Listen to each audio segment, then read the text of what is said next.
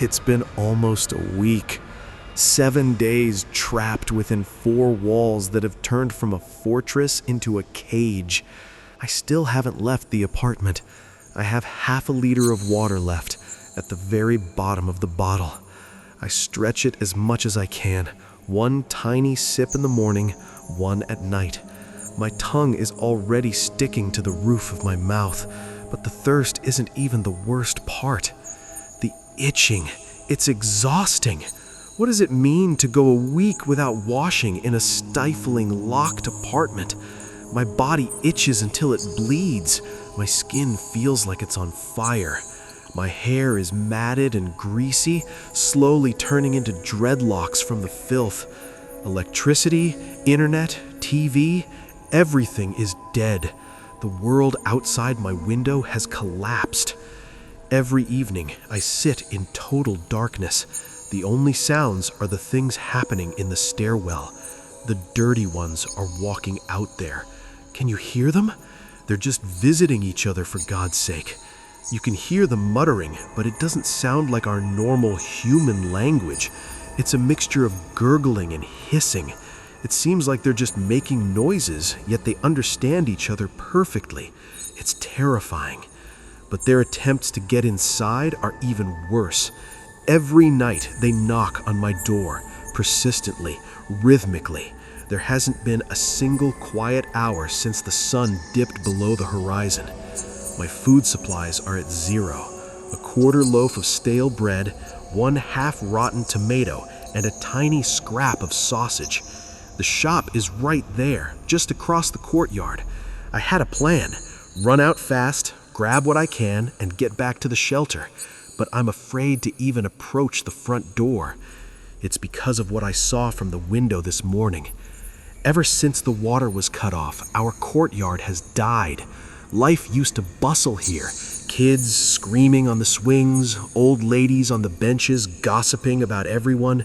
Now, a deathly silence that makes my ears ring, and only occasionally they appear. Today, I saw 2 of them. They've changed. If 3 or 4 days ago they were just people with dirty faces, now they're turning into something else. Their faces have turned black, as if ink had leaked under their skin. And their fingers, God, their fingers have started to fuse together. The hand turns into something like a flipper or a spade.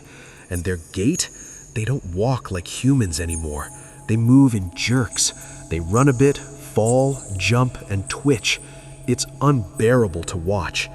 But there must be normal people somewhere, right? Not everyone drank that cursed water. Now I have 2 goals: find food and find those who are still human. I gathered my thoughts. I put on my backpack and took 2 of my sharpest kitchen knives. I tied an empty 5-liter bottle to the strap if I'm lucky enough to find water. I went to the door and listened. Someone was in the stairwell. Someone was shuffling heavily on the floor below. Nothing ventured, nothing gained, I whispered to myself, though my voice was trembling. I quietly turned the lock. I started to go down. A woman was standing on the landing. She was frozen in the middle, swaying slowly like a pendulum. I froze behind the banister. Her face was a black mask of filth and soot. But the eyes, those were the worst. There were no pupils. Her eyes were rolled back so far that only the yellowish whites were visible. And the hands? I confirmed what I thought I saw from the window. The fingers had indeed begun to fuse into a single bony plate. I pulled out my knife and began to creep around her, hugging the wall. She didn't react. But as soon as I turned my back to her to go down the next flight, I heard a crunch behind me. I spun around. She was already just a meter away. She didn't walk. It was like she teleported or made an unnatural lunge. I bolted down the stairs, leaping over steps. Behind me, a sound grew, the slapping of bare feet and a dry, bony cracking. She was incredibly fast.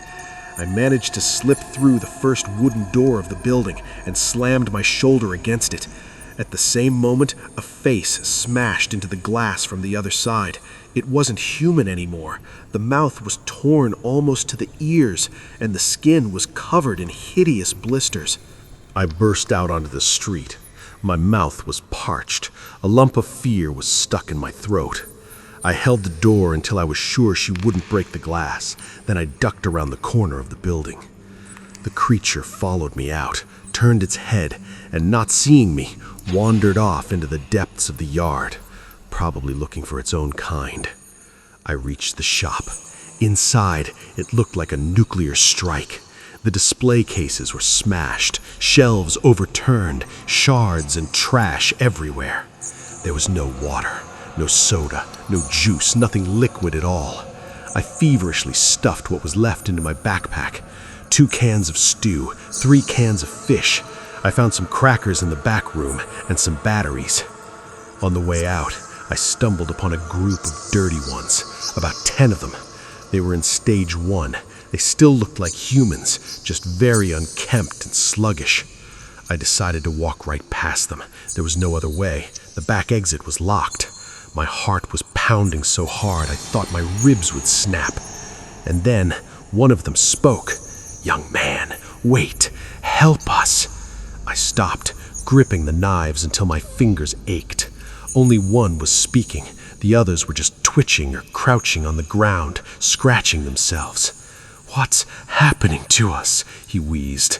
"My body aches. My ears are ringing. Look at my hands." I looked. The skin was darkening right before my eyes. The fingers were tightening, fusing together. This transformation was happening in real time. My inner voice screamed, "Run, you fool! It's starting!" I broke into a run. Behind me, I heard the familiar slapping and crunching. They transitioned to stage 2 instantly. 10 creatures at my back. I flew toward the entrance, tripped over the curb, and plowed into the ground face first. I thought, that's it, the end. But they somehow hesitated. Some ran off to the side. I scrambled into the building and locked the door. They hammered on it for another hour. As I climbed back up to my floor, I saw something that finally broke my psyche. An apartment door on the 2nd floor was wide open. An inhuman howl was coming from inside. I stole a glance. A man was standing there, black skin, white eyes. In his hands, he held the head of a young girl with long hair. He was just standing there, screaming at the ceiling, and a body lay nearby. A normal body, someone who hadn't drunk the water. I locked myself in and collapsed in the hallway. The creatures from the stairwell began to gather at my door. My entire floor is filled with them now. The knocking doesn't stop. The howling doesn't stop. My phone is dead. Music can't save me anymore. I tried plugging my ears with cotton. Useless. This sound penetrates directly into the brain. The last 3 days have been hell. There's no water at all. I had to drink my own urine just to keep from dying of dehydration. The filter I tried to screw onto the tap turned black in a second.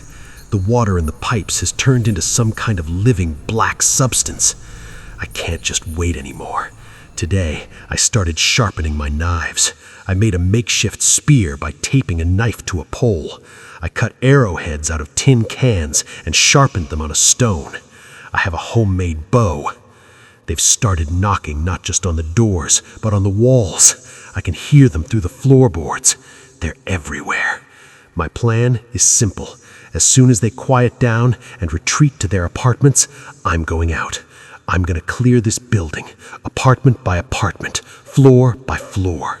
Either I find clean water and normal people, or I die in this fight.